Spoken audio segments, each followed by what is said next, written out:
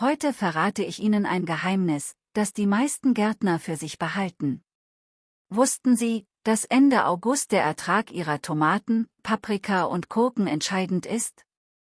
Wenn Sie jetzt nicht das Richtige tun, riskieren Sie, dass Ihre Pflanzen gerade dann schwächeln, wenn sie ihre Kraft am meisten brauchen. Warum?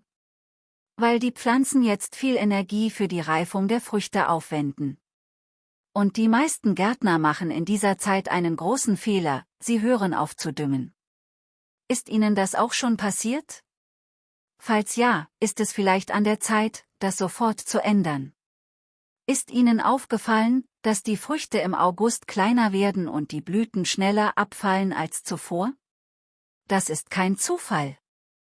Die Erde ist erschöpft, und die Pflanzen schreien nach Mineralien und Nährstoffen.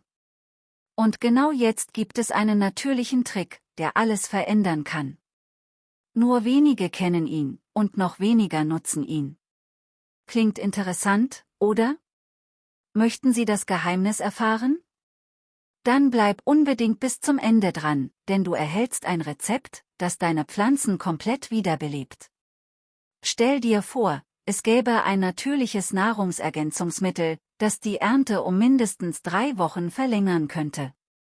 Keine Chemie. Ohne teure Präparate.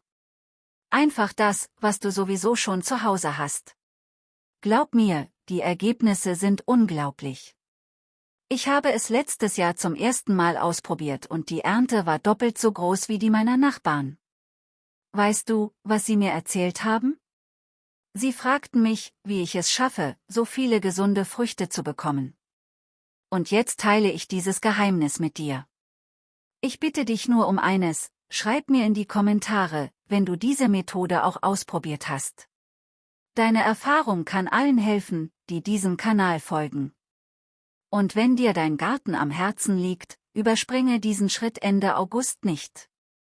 Die Pflanzen werden es dir danken, und du wirst auch mehr gesunde Früchte ernten. Und jetzt, worauf du gewartet hast, das Rezept.